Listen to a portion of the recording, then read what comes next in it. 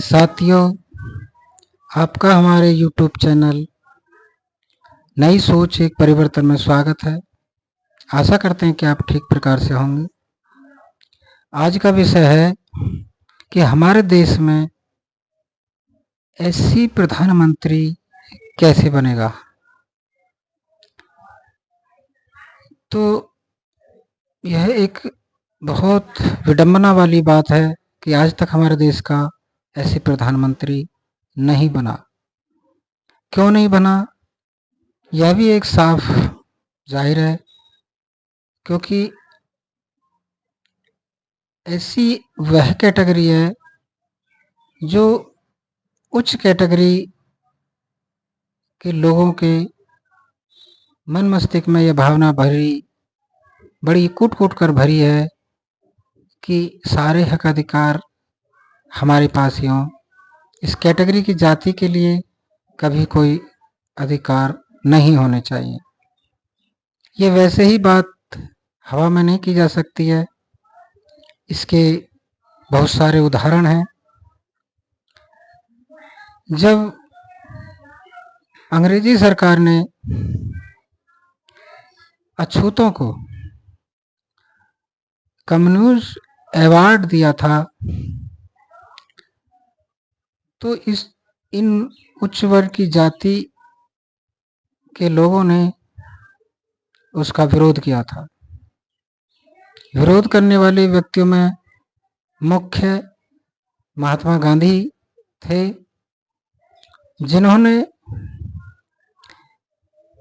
इस बात को इतने गंभीर रूप में लिया कि अगर अछूतों को कम्युनिस्ट अवार्ड दे दिया जाएगा तो मैं आत्महत्या यानी भूख हड़ताल कर लूँगा। यानी कि जब जब देश में अछूतों ने अपने हक अधिकार के लिए संघर्ष किए, तब वर्ण जाति की मानसिकता सामने आई। और कभी-कभी यह वर्ण जाति की मानसिकता इतनी भयानक और गंभीर रूप लेकर आई कि जिसकी कोई सीमा नहीं है। बाबा साहब ने बहुत सारे अछूतों के उद्धार और उनके उन्नति विकास के लिए आंदोलन किए। उन आंदोलनों में 2 आंदोलन बहुत प्रमुख माने एवं समझे जा सकते हैं। पहला आंदोलन है चारधाम तालाब से पानी पीने का, दूसरा कालाराम मंदिर में प्रवेश का। स्थिति ये बन गई थी कि उच्च वर्ण जाति के लोगों के लिए एक नाक का सवाल बन गया था कि ऐसे कैसे हो सकता है कि एक अछूत हमारे समकक्ष खड़ा हो जाए और वह हमारी बराबरी करने लगे। देश में वर्ण जाति की मानसिकता इतनी घिनौनी और विषैली और कड़वी है जिसकी कल्पना करना भी संभव नहीं है। मोटे तौर पर वैसे तो हमारे देश का प्रधानमंत्री ऐसे क्यों नहीं बना, इसका यही कारण है कि यहाँ जाति की भीरुता इतनी गंदी और भद्दी है कि इसमें अछूतों जैसे व्यक्तियों के लिए कुछ भी शेष नहीं बचता है। उन्हें ये रास नहीं आता है कि उनके हक अधिकार भी एक इंसानियत के नाते होने चाहिए। अगर बात की जाए कि बाबा साहब को संविधान सभा में जाने से क्यों रोका जा रहा था, हर संभव प्रयास किया गया था कि बाबा साहब संविधान सभा में न पहुंच पाए। सरदार पटेल ने बाबा साहब के लिए यहाँ तक कह दिया था कि बाबा साहब, हमने तुम्हारे लिए संविधान सभा में जाने के लिए दरवाजे ही नहीं बल्कि खिड़की और रोशनदान तक बंद कर रखे हैं। बाबू साहब को संविधान सभा में जाने के लिए एक कड़ी मशक्कत मेहनत करनी पड़ी। जिस सीट से बाबू साहब जीत कर आए थे, बंगाल की जिस सीट से बाबू साहब जीत कर विधानसभा में जाना चाहते थे, षड्यंत्र से वह सीट पाकिस्तान के हिस्से में दे दी। फिर बाबू साहब बहुत परेशान हुए और इस बात को लेकर अंग्रेजी सरकार के पास गए कि ये वर्ण जात के लोग मेरे समाज अछूत भाइयों के हक अधिकार नहीं देना चाहते हैं, इसके लिए तरह तरह के प्रपंच रच रहे हैं। और जिस सीट से मैं संविधान सभा में जाना चाहता था, वह सीट एक प्लानिंग के तहत पाकिस्तान के हिस्से में कर दी है। तब अंग्रेजों ने सहानुभूति दिखाते हुए और न्याय की एक पेशकश करते हुए कांग्रेस के लोगों से यह कहा और चेतावनी दी कि अगर संविधान सभा में बाबू साहब नहीं गए तो हम यह विचार करेंगे कि आपको आज़ादी देनी है या नहीं देनी है।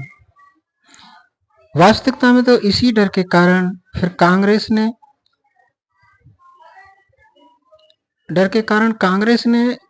बाबू साहब को संविधान सभा के लिए दूसरी सीट से लड़ाकर भेजा। लेकिन कहने का मतलब यह है कि सीधे सीधे तौर पर या बिना किसी रुकावट के इन वर्ण जात की मानसिकता के लोगों ने कभी अछूत लोगों को उनके हक अधिकारों के मिलने के लिए बहुत बंदिशें लगाई। जब बाबू साहब संविधान सभा में पहुंच गए, उसके बाद वो प्रारूप समिति के अध्यक्ष बने। एक संविधान सभा में रोकना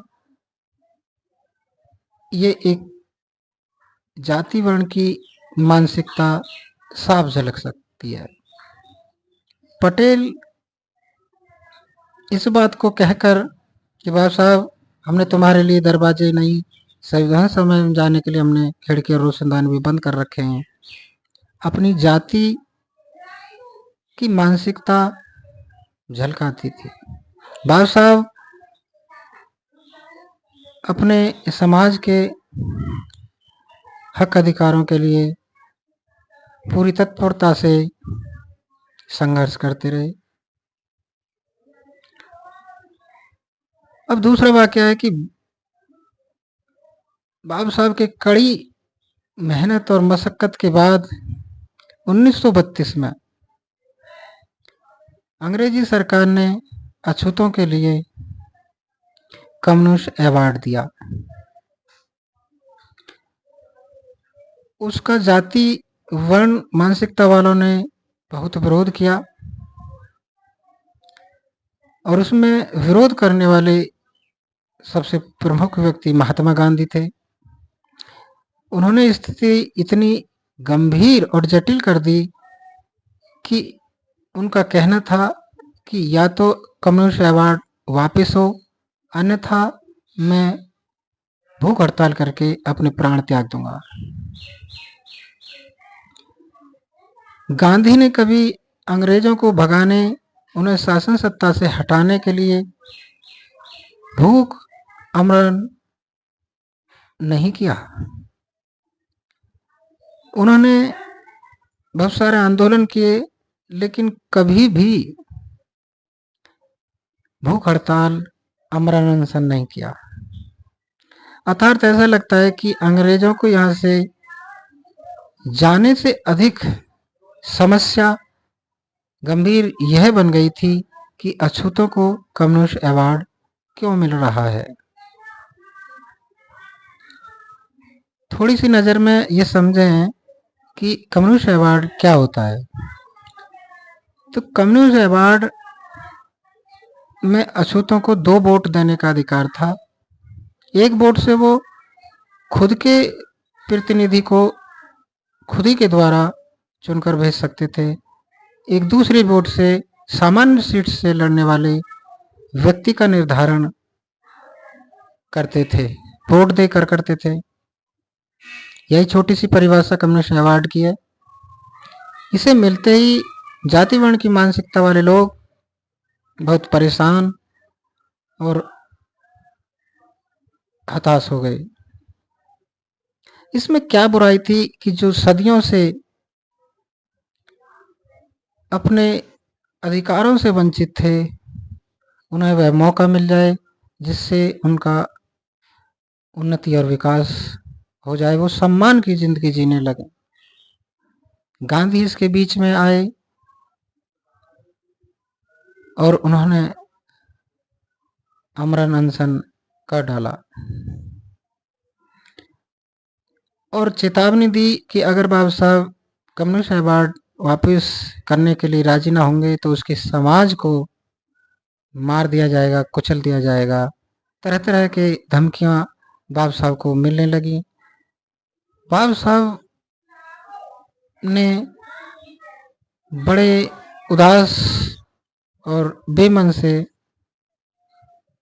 यह समझा देखा कि जब जिन लोगों के लिए मैं हक अधिकार दिलाने की कोशिश कर रहा हूँ, कम्युनिस्ट अवार्ड जिन लोगों के फायदा के लिए होगा, अगर उन्हीं को कोई दिक्कतों का सामना करना पड़े तो इसमें भी बड़ी दिक्कत है। स्थिति महात्मा गांधी ने ऐसी कर दी कि बाबा साहब को कम्युनिस्ट अवार्ड को वापस करने पर मजबूर कर दिया। लेकिन बाबा साहब ने कहा कि अगर मुझे मेरे समाज को कम्युनिस्ट अवार्ड की सुविधा नहीं मिलेगी तो और क्या मिलेगा। इस बातचीत समझौता को ही पूना पैक्ट कहते हैं और उसमें समझौते में यह तय हुआ कि आपको कुछ सीटें आरक्षित कर दी जाएंगी, यानी कि उसी पूना पैक्ट के समझौता से आरक्षण व्यवस्था मिली। लेकिन यहाँ यह ध्यान रहे कि आरक्षण एक कम्युनिस्ट अवार्ड के सामने कुछ भी नहीं है। जो दिशा और दशा अछूतों की और आगे चलकर जो ऐसी कैटेगरी बनी, उनकी जो सुधरती वह आरक्षण से उतनी नहीं सुधर सकी। अभी भी लोग ये समझते हैं कि क्या कमी है, क्यों आरक्षण लोगों को या ऐसी कैटेगरी को दिया जाता है। ये बड़े अफसोस की बात है कि हजारों सालों से जिन लोगों को अधिकार से वंचित रखा, उनके उत्थान और विकास के लिए अगर आरक्षण सहायक है तो उसमें भी उन्हें बड़ी दिक्कत है। कहने का मतलब ये है कि चाहे संविधान सभा में जाने का वाक्य हो, चाहे कम्युनिस्ट अवार्ड मिलने का वाक्य हो, हर जगह ऐसी अछूत लोगों को हक अधिकार मिलने से रोका गया और इस वर्ण जाति की मानसिकता में कहीं भी ऐसा शेष नहीं छोड़ा कि कोई अछूत हक अधिकार पाकर हमारे समकक्ष खड़ा होकर हमारा सामना करे। महात्मा गांधी ने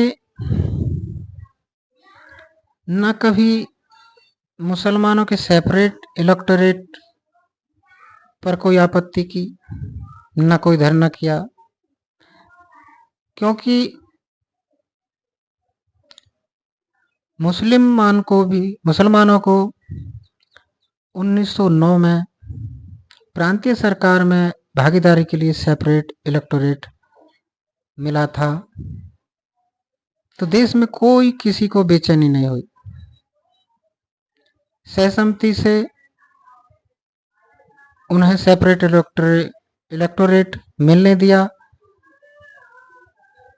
और कोई दिक्कत नहीं हुई।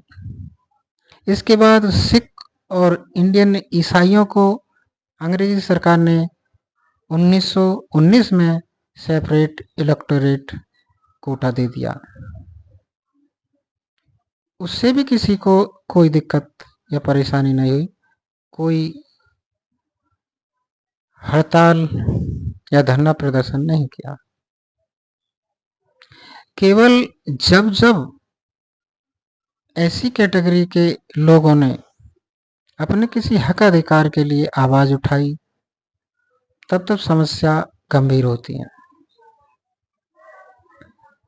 ऐसी ही समस्या एक आगे आने वाले समय में हो सकती है कि अगर कोई यह आवाज उठाए कि देश का प्रधानमंत्री ऐसी बनेगा। ये मन में जाति वर्ण की मानसिकता वाले लोग मन में कहेंगे क्यों बनेगा, हम नहीं बनने देंगे। और ये वास्तविक है कि समय समय पर जब भी ऐसी कैटेगरी के लोगों ने अपने हक अधिकार के लिए प्रयास किए, ये सामने आए और विरोध किया। अगर ऐसी प्रधानमंत्री बनाने की कवायद की जाए, आवाज उठाई जाए, तो निश्चित तौर पर यह भी कुछ लोगों के लिए बेचैनी का कारण बन सकता है और वो लोग इसमें अपने पूरे जोर शोर से विरोध कर सकते हैं। बल्कि इंसानियत के नाते एक देशी स्थान में सभी वर्ण, जाति या कैटेगरी को समान अवसर मिलने चाहिए, ये एक न्याय माना जा सकता है। लेकिन न्याय की परिभाषा क्या होती है, ये जाति वर्ण के आधार पर निश्चित करते हैं। तो कहना यह होगा कि जब ये कुछ हक अधिकार आसानी से लेने ही नहीं देते हैं, कभी लेने ही नहीं दिए, तो प्रधानमंत्री ऐसी बनाने के अधिकार को में भी लेने के लिए भी ये आसानी से नहीं लेने देंगे। इसके लिए यही होना चाहिए कि कानून में कुछ बदलाव हो, क्योंकि सीधे तौर पर पिछले उदाहरणों में कभी इंसानियत के नाते कोई हक अधिकार देना किसी ने जरूरी नहीं समझा। कानून बना और उस पर भी विरोध हुआ और जब अपनी ना चली तो हार थक के स्वीकार कर लिया।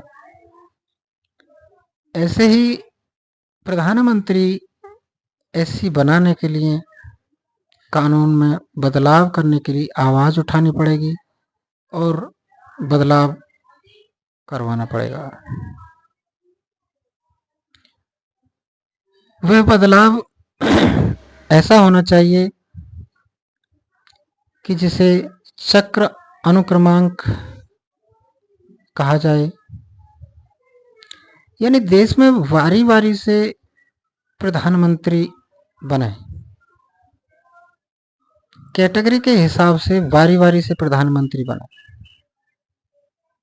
अगर अब की बार जनरल कैटेगरी का प्रधानमंत्री है तो दूसरी बार प्रधानमंत्री जनरल कैटेगरी का ना होकर ओबीसी का बने, फिर अगली बार एससी कैटेगरी बने और फिर अगली बार एसटी कैटेगरी बने। यानी जब देश में कैटेगरी बनी हुई है और उनको सभी को कानून की नज़र में यह समझा जाता है कि उन्हें समान अवसर सामाजिक हिस्सेदारी से जोड़े रखा जाए, तो इसमें यह भी जरूरी है कि देश का ऐसे प्रधानमंत्री बनाने में ये चक्र अनुक्रमांक बहुत सहायक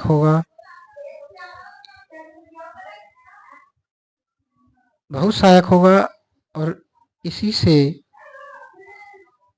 अगर ये कहा जाए कि ऐसे प्रधानमंत्री कैसे बनेगा, तो इसी माध्यम से बनेगा, वरना सीधे तौर पर अपेक्षा आशा ये करते रहने से कि ऐसे प्रधानमंत्री बन जाएगा, तो यहाँ की वर्ण जात की मानसिकता कभी भी ऐसी प्रधानमंत्री नहीं बनने देगी।